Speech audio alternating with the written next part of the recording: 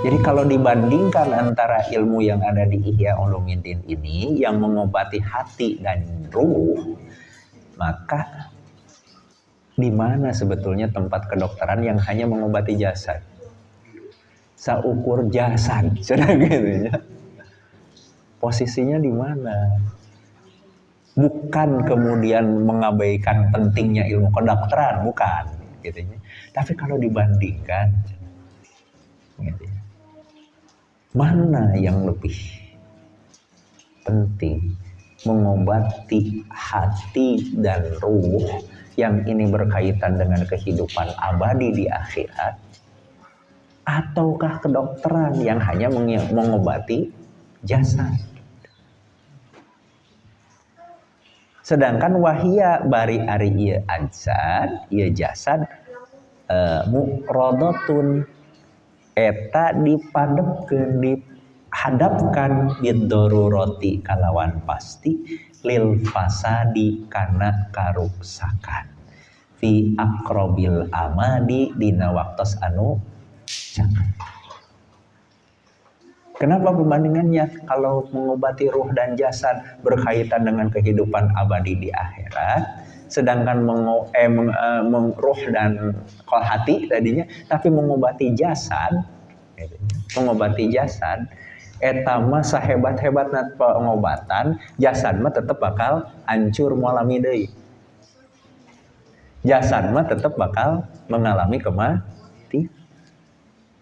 Sapanjang-panjangna lah gitu ya, hirup di alam dunia gitu. Jasad diobati sehat, sepanjang-panjangnya hidupnya jasad itu di alam dunia. Tapi ari hate jeung ruh bukan hanya hidup di alam dunia, tapi dugi ka abadi di akhirat. Ada cek Imam Ghazali, penting nu mana ya teh gitu. Nah, ini pertanyaan yang tidak perlu dijawab sebetulnya, karena kita sendiri sudah jelas jawabannya. Gitu. Nah inilah motivasi kedua dari Imam Al-Ghazali, gitunya, bahwa menggunakan pembagian yang 4 ini untuk menarik dan secara lembut, secara halus agar orang suka, karena kegandrungan di zaman itu ya seperti itu, gitu ya. Kegandrungan di zaman itu ya seperti itu. Fanas alu maka nyuhunkeun abdi sadaya Allah ka Allah subhanahu anu maha suci at-taufiqa kana taufiq kana pitulung lirrasyadi pikeun kenging pitunduh wassadadi sareng pikeun kenging non bebener sesuatu yang benar. Innahu karena sayatosna Allah karimun eta anu maha bager jawadun anu maha nyaah. Dan ini khas Imam Ghazali, nanti setiap selesai bahasan teh bakal aya doa nah gitu ya. Selesai bahasan bakal aya doa. Nah, tamat tah dugi ka dieu. Tamat naon muqaddimah gitu ya. Tamat muqaddimah. Jadi nah kita sudah sampai ke penjelasan Imam Ghazali, selesai tentang muqaddimahnya.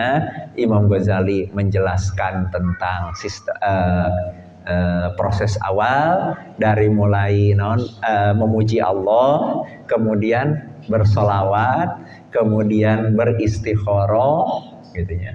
Kemudian tampil untuk memberikan jawaban gitu ya kepada para pencela dan penghina yang terus-menerus berpijak pada kebatilan dan membenarkan kebodohan, menganggap baik kebodohan. Jadi Imam Ghazali sudah waktunya untuk berbicara, gitu ya, tampil berbicara. Maka melihat situasi itu, Imam Ghazali menyusun kitab Ihya Ulumuddin.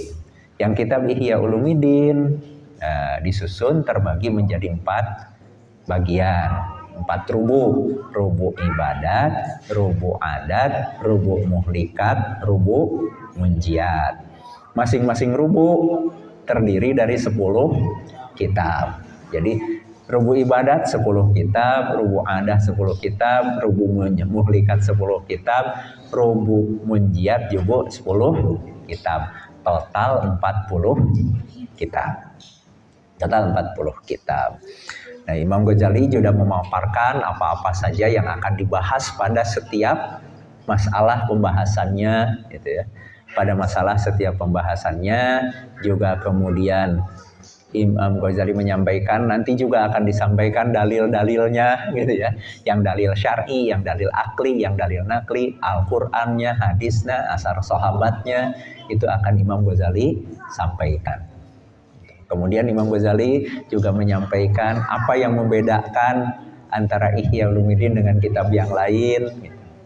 Kemudian kenapa terakhir bahasan di Muqaddimah ini Imam Ghazali juga menjelaskan kenapa Imam Ghazali membagi Ihya ini menjadi 4. Gitu.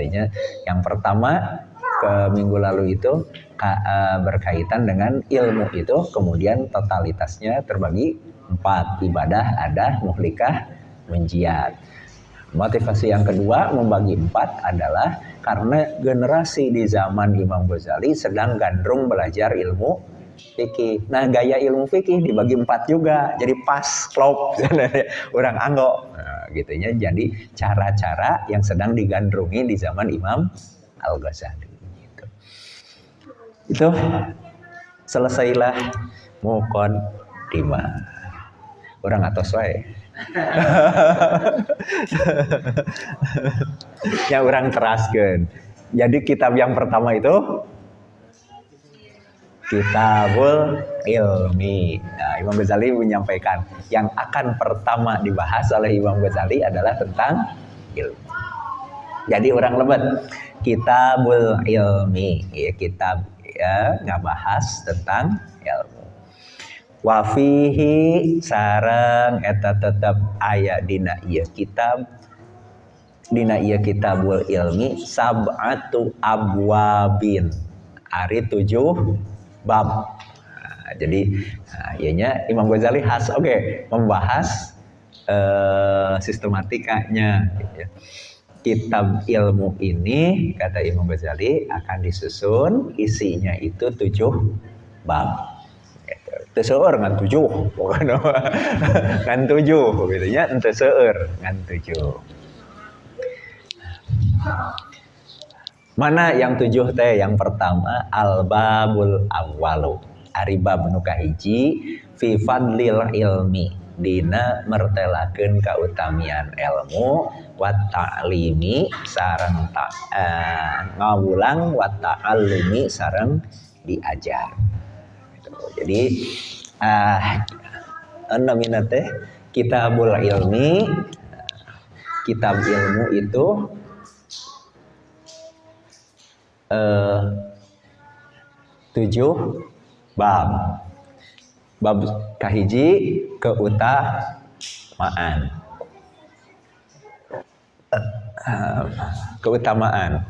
Keutamaan yang berkaitan dengan ilmu itu ada 3. Anu kahiji keutamaan ilmu itu sendiri. Yang kedua keutamaan mengajar. Yang ketiga keutamaan belajar. Ilmu, ta'lim, ta'allum, gitulah ya bahasa Arabna. Ilmu, ta'lim dan ta'allum. Keutamaan ilmu, keutamaan mengajar dan keutamaan belajar. Anu kadua al-babus tsani, al-babu aribab. Astani anu kadua.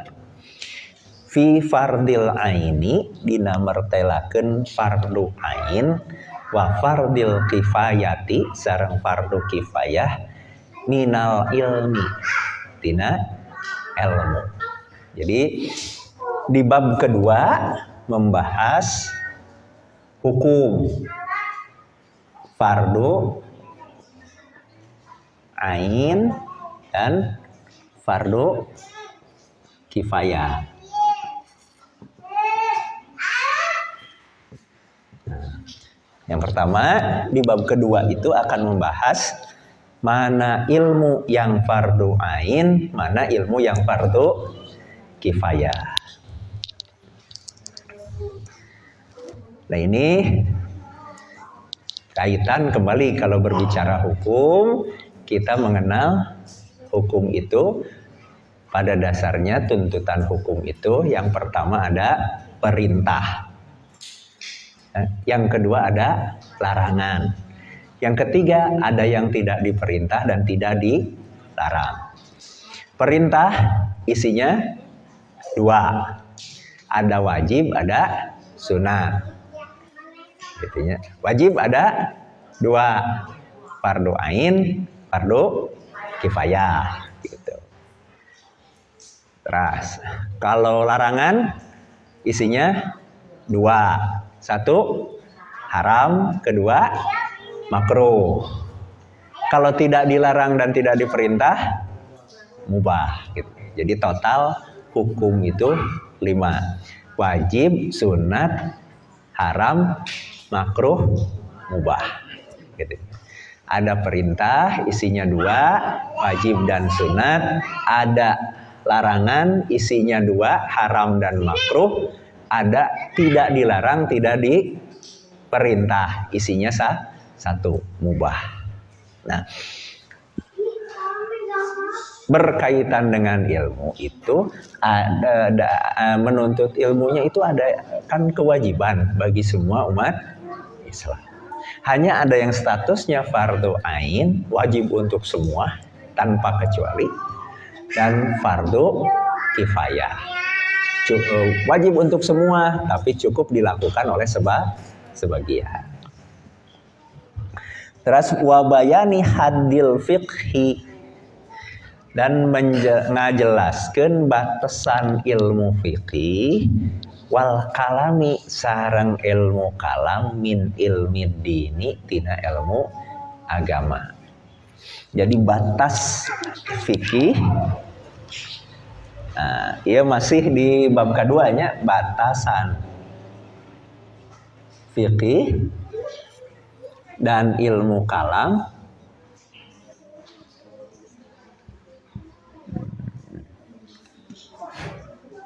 yang termasuk ilmu agama. Nah itu.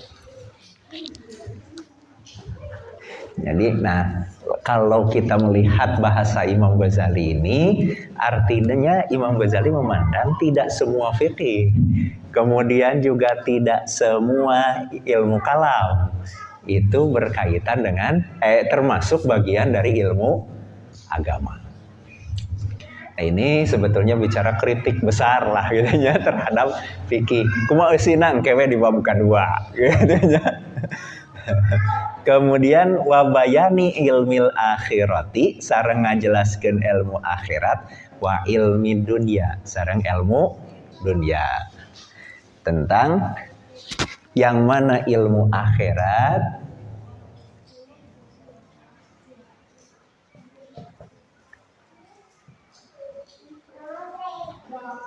ilmu dunia. Ini bab yang kedua. Selanjutnya al-babu aribab ats-tsalisu anu katilu. Fima dina merkelakeun ilmu.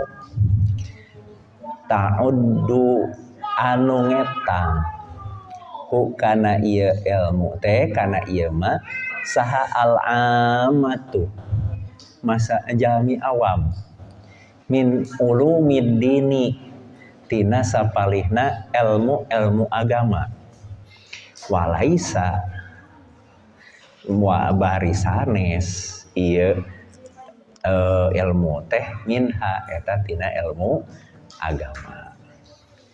Jadi bab ketiga Imam Ghazali akan membahas ilmu yang dipandang oleh masyarakat awam itu sebagai ilmu agama, tapi sebetulnya bukan. Jadi di kalangan masyarakat agama mah itu tuh dipandang sebagai ilmu agama. Pasti kata ilmu sebetulnya bukan. Itu bukan termasuk ilmu agama. Nah ini nanti akan dibahas oleh Imam Al-Ghazali di bab yang ketiga.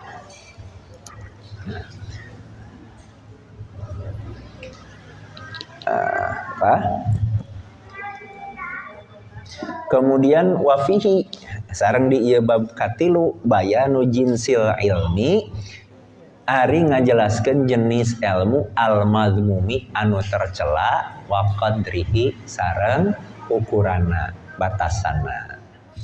Jadi bab ketiga ini tadi isinya yang pertama ilmu yang dianggap ilmu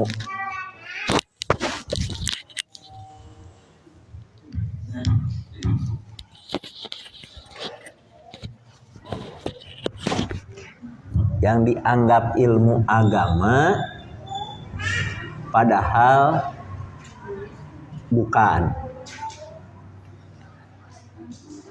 Kemudian batasan ilmu tercela ya. Tercela itu. Iya bab yang ketiga.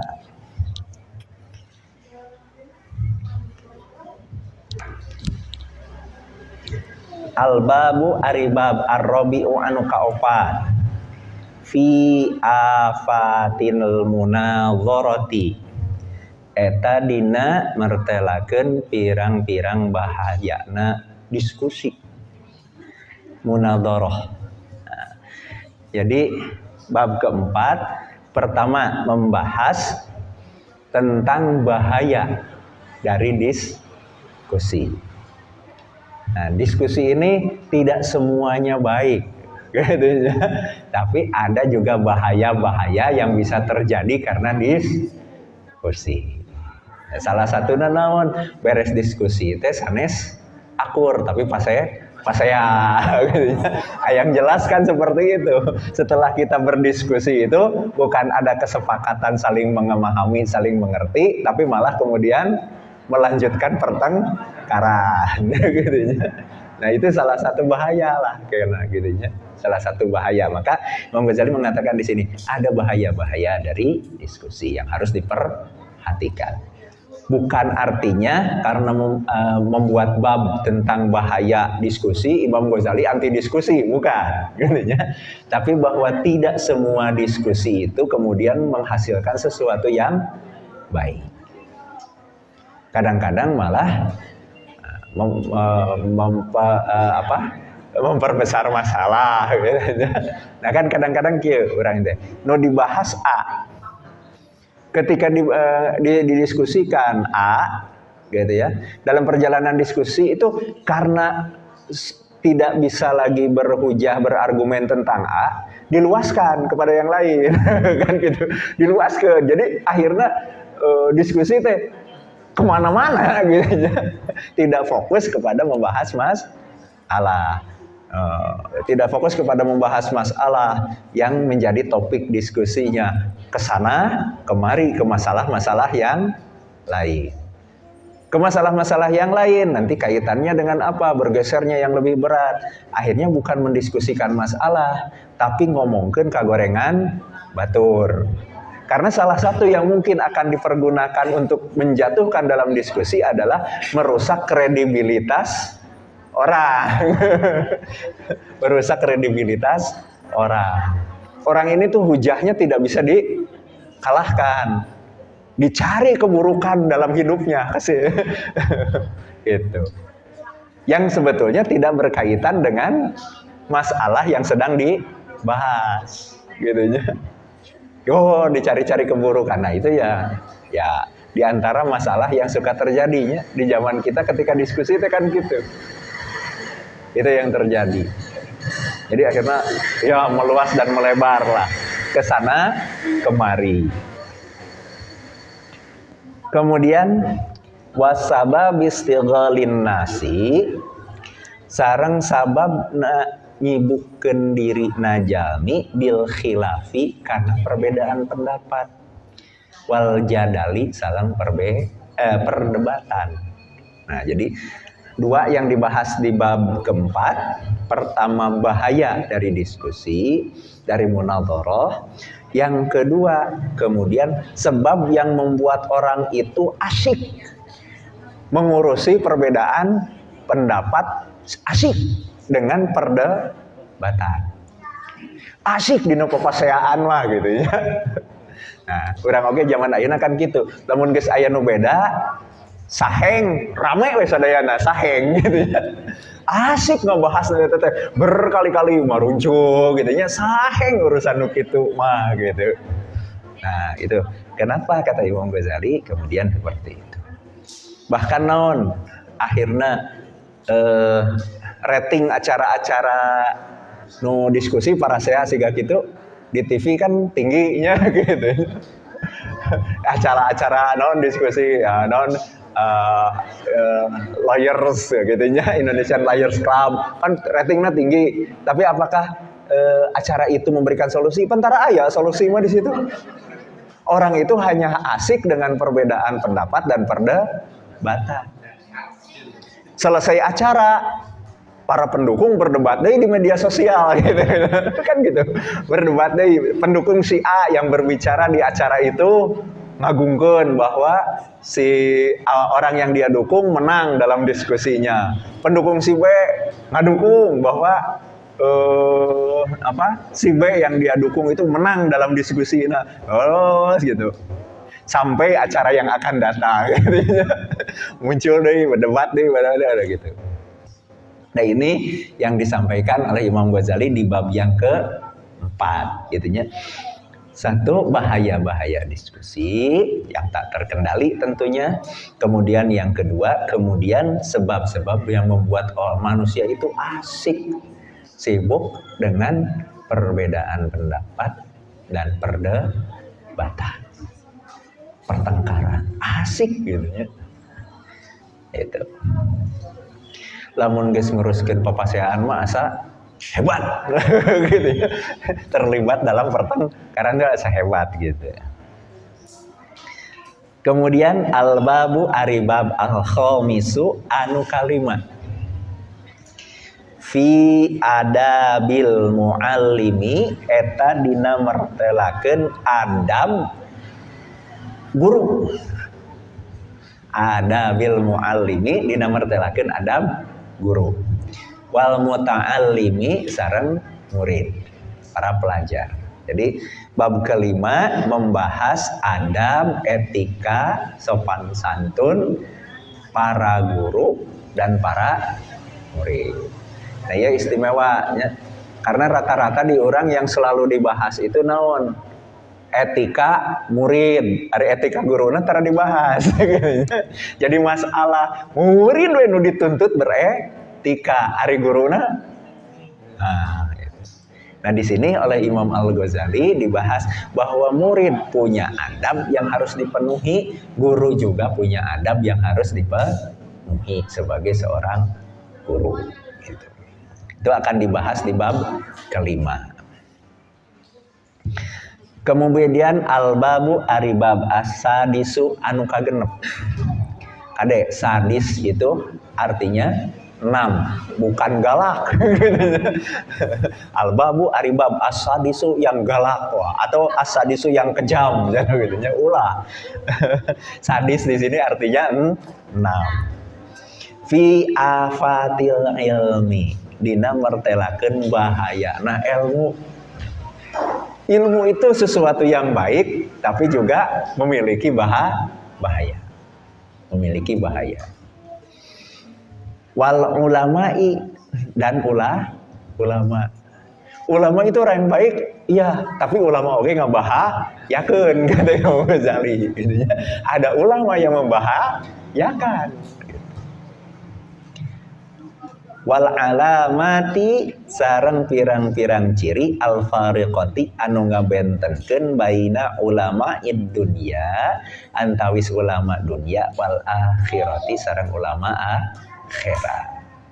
Jadi di bab ke-6 yang akan Imam Ghazali bahas itu pertama bahaya ilmu, yang kedua bahaya ulama, yang ketiga ciri yang membedakan antara ulama dunia dan ulama akhirat. Nah ini pembahasan ulama dunia oleh Imam Ghazali dalam bab ini. Itu nanti kaitannya dengan ulama su dalam hadis, ulama jahat. Yang baginda Nabi menyampaikannya bahwa ulama-ulama jahat seperti ini itu lebih Nabi khawatirkan daripada Dajjal. Jadi ngeri gitunya. Ulama-ulama jahat seperti ini lebih Nabi khawatirkan munculnya daripada Dajjal. Kenapa? Dajjal mah jelas yang dibawanya itu kejahatan, keburukan. Nah, ulama-ulama ini seperti membawa kebaikan, padahal dia sedang membawa kejahatan. Dia sedang membawa kejahatan. Nih, seperti itu. Jadi, nanti bagaimana membedakan yang ini ulama yang betul-betul membawa kebaikan ke akhirat kita atau yang tidak? Tapi oke, hati-hati di dalam Ihya Ulumuddin ini Imam Al-Ghazali ketika menggunakan istilah ulama dunia ini sebetulnya ada dua konteks. Konteks yang pertama, ulama yang mengurusi hukum-hukum dunia. Iya mah tidak pasti bahwa bahwa ulama ini jahat ente. Mengurusi hukum dunia yang berkaitan dengan persengketaan. Misalkan seperti apa? Ada orang yang sedang bersengketa tentang waris. Nah, ada ulama ditanya, "Ari hukum waris kumaha?" Nah, hukum waris ini sebetulnya berkaitan dengan dunia. Iya, dengan berkaitan dengan membagi harta benda di alam dunia kan hukum waris ini. Nah, ini pun disebut ulama dunia oleh Imam Ghazali. Tapi ulama dunia ini tidak otomatis dinyatakan sebagai ulama jahat atau ulama buruk. Jadi ini satu konteks pertama, istilah ulama dunia yang Imam Ghazali pakai. Istilah yang kedua, ulama dunia ini menggambarkan ulama su, menggambarkan ulama yang jahat tadi, yang lebih Nabi khawatirkan daripada Dajjal. Jadi, nah nanti kita ketika bertemu istilah ulama dunianya hati-hati, gitunya hati-hati. Yang dimaksudnya ulama yang mana? Itu bab ke-6. Al-babu aribab as-sabi'u anu kagenep ke-7. As-sabi'u anu ka-7 fil akli dina mertelakeun tentang akal. Wa fadlihi sareng kautamian akal, wa aqsamihi sareng pembagian akal. Wama sareng keterangan jaa anu sumping ieu mah fihi dina perkawis akal minal akhbari tina pirang-pirang hadis. Jadi bab ke-7 Imam Ghazali itu akan membahas akal. Apa saja yang dibahas tentang akal tuh? Yang pertama keutamaan akal. Yang kedua pembagian akal, jenis-jenis akal, gitu ya. Jenis-jenis akal, kualitas-kualitas akal. Gitu.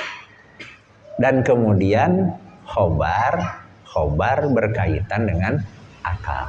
Nah, kata khobar oleh Imam Al-Ghazali ini dijadikan istilah untuk menunjukkan hadis. Kalau kita belajar ilmu hadis, kadang-kadang hadis itu disebut hadis, disebut sunnah, disebut khobar di dalam ilmu hadis. Ini walaupun ada sedikit perbedaan dalam teori ilmu hadis, tapi sebetulnya inti yang dimaksud secara umum sama. ucapan, perbuatan, dan sikap diamnya baginda Rasul. Sama. Nah, Imam Al-Ghazali cenderung menggunakan kata khobar, tidak menggunakan kata hadis. Tapi ketika seperti ini, wa maja'a fihi minal akhbar, maksudnya adalah khobar di sini adalah hadis. Gitu ya. Jadi tadi Imam Ghazali di bab ke-7 ini membahas akal, yaitu tentang keutamaannya, pembagiannya, jenis-jenis akal, dan kemudian juga hadis-hadis berkaitan dengan akal. Gitu. Ini 7 bab yang ada pada Kitabul Ilmi. Tamat kitab ilmu teh, gitu ya. 7 bab, gitu ya. Sudah tamat saja gitu 7 bab. Walaupun nembe nyebatan bab na wungkul.